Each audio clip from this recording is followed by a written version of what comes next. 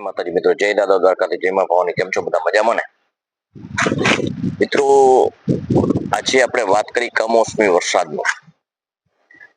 મિત્રો, એ જ ને એ વસ્તુ છે, પરંતુ જ્યારે જ્યારે એનો ટાઈમ હોય છે, જ્યારે જ્યારે એનો સમય હોય છે, ત્યારે એ જ વસ્તુ છે એ તમને અમૃત લાગે છે અને એ જ વસ્તુ છે એ ઝેર સાબિત થાય છે. મિત્રો, એક ટીપાથી વલખી રહેલો ખેડૂત જ્યારે એ ટીપાના હિસાબે આજે પોતાનું સર્વત્ર નિષ્ફળ જાય છે અને એ જ ટીપુ સમૂહમાં જ્યારે એ ટાઈમે નહીં પણ બીજા ટાઈમે જ્યારે વર્ષે છે ને પુષ્કળ નથી જોતું એટલું વર્ષે છે ને, ત્યારે એ ઝેર સાબિત થાય છે. એવી રીતે મિત્રો, જીવનમાં પણ એવું જ છે કે સમયે સમયે જ્યારે જ્યારે જે જે વસ્તુ થતી હોય ને એ જ યોગ્ય લાગે છે.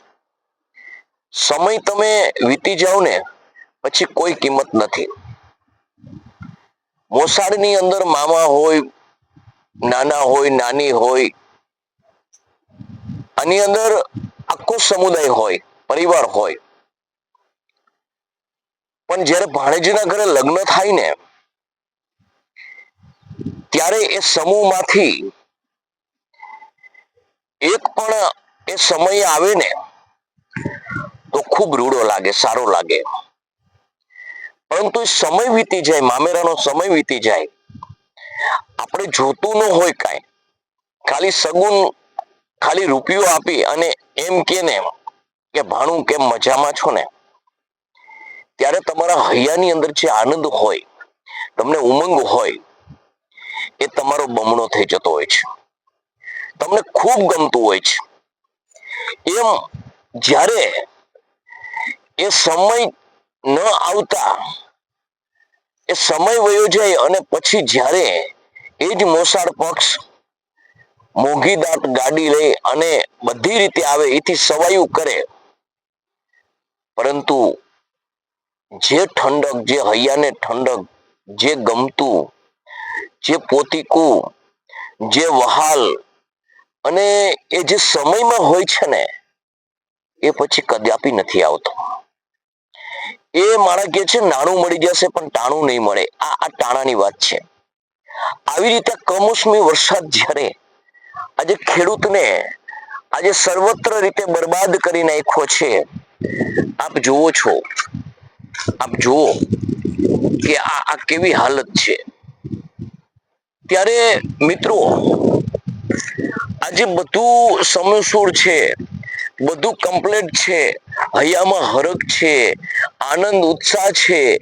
જે ટીપાથી વલકતો રહેલો ખેડૂત એ ટીપું નહાય પડ્યું પાણીનું, ત્યારે એ માણસે અહીંયા ત્યાં કરી અને ખૂબ ધમપછાડા કરી અને જે જરૂરિયાત હતી એ પૂરી કરી અને જ્યારે આ જળસીને આ પાકને પોષણ આપ્યું અને સારી રીતે જ્યારે એ જણસી તૈયાર થઈ, ઘરે આવવાની તૈયારી થઈ, ઢગલા માંડવી ધસાણી ભેગી કરી, પાથરે પડી, કોઈ ભર વરાણા અને કાઢવાની તૈયારી હતી, ત્યારે આ ત્રાટકો એટલે કેવો ત્રાટકો કે માણસ છે ને એનું ઘરમાંથી કાઢી ગયા એવું કયો ને તો કહેવાય.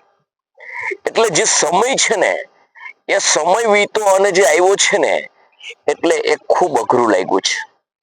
આજે જીવનની અંદર પણ એવું છે કે સમય હોય ને ત્યારે જ જવાય.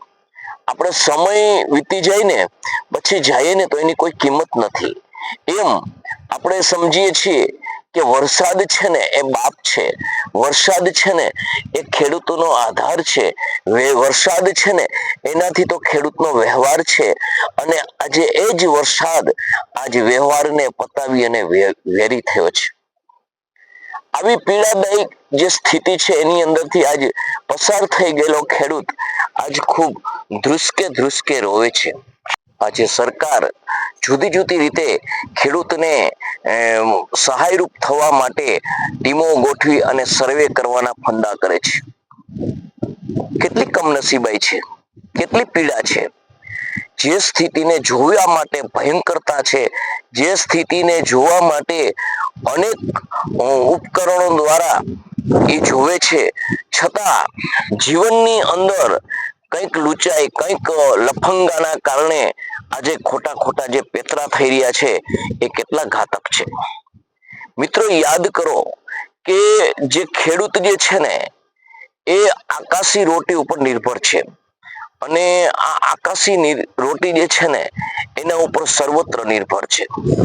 છતાં આજે આ ખેડૂત જે ક્યારેક ક્યારેક આવી કુદરતી આફતનો શિકાર બને છે ત્યારે આના માટે, આને સાંભળવા માટે, આની વ્યથા વ્યક્ત કરવા માટે કોઈ પાત્ર નથી. એમ મિત્રો, ખેડૂતના નામે અનેક યોજનાઓ અને સ્કીમો થાય છે, પણ ખેડૂત સુધી કોણ પહોંચે છે, ખેડૂત માટે શું છે એ તમે એના જો અંદર જઈ અને તપાસ કરો ને તો ખરેખર તમને એવું થાય કે આ બધું ખોટું છે.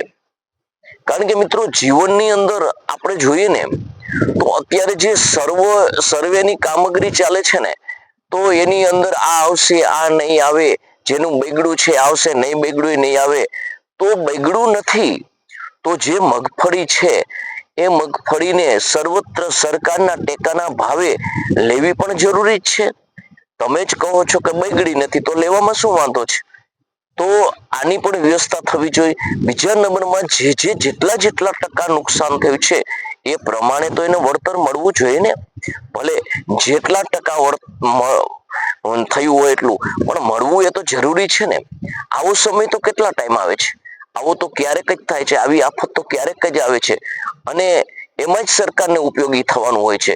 પરંતુ કાયમી માટે સરકાર જે આ ઉંદર ઘોડે ફૂંક મારી અને કોલીને ખાવા વાળો આ સર્વત્ર સરકારથી માંડીને આ બધો જે પબ્લિક સમાજ છે એને ખરેખર ખેડૂતની પીડાની ખબર નથી પડતી, ખેડૂતની વેદનાની ખબર નથી પડતી. માટે જીવનની અંદર મિત્રો જ્યારે આવી ઘટનાઓ ઘટે છે ને ત્યારે એના જવાબદાર ખાલી કુદરત તો આફત આપે છે, પરંતુ જે ખેડૂત પાયમાલ થઈ રહ્યો છે, ખેડૂત જે દુઃખી થઈ રહ્યો છે, ખેડૂતને જે તકલીફ છે એના માટે સર્વત્ર પબ્લિક થી માંડીને બધા જવાબદાર છે. બધા ઓફિસરો જવાબદાર છે, બધા નેતાઓ જવાબદાર છે, બધા જે જાણે છે એ બધા જવાબદાર છે. કારણ કે બધા કોઈ પણ છે ને એ ખેડૂત સાથે સંકળાયેલા જ છે, ખેડૂત વર્ગમાંથી જ જાય છે. અને જ્યારે આવી પીડા આપણે ન સમજીએ ને ત્યારે ખેડૂત છે ખેતી છોડી અને મજૂરી તરફ પલાયન કરી રહ્યો છે, સિટી તરફ પલાયન કરી રહ્યો છે અને અંતે ખેતી જ્યારે પડી ભાગશે ને ત્યારે સરકારના હાથમાંથી જ્યારે બધું સરકી જશે ને ત્યારે આને સંભાળવો, આ દેશને સંભાળવો, આ દેશને પાલન પોષણ કરવો ખૂબ મુશ્કેલ પડશે. કારણ કે આપણે જાણીએ છીએ કે અત્યારે કેટલો સમુદાય માંસાહારી ઉપર છે. જે દરિયાઈ ખેડૂત છે એ પણ એની ખેતી કરે છે. એવી રીતે ઘણા શાકાહારી છે તો શાકાહારી ખેડૂત જે છે એ ધાન્ય પાકવીને આપે છે. તો આ જો ધીરે ધીરે બધું ખતમ થઈ જશે ને તો તમે જીવશો કઈ રીતે, તમે રહેશો કઈ રીતે?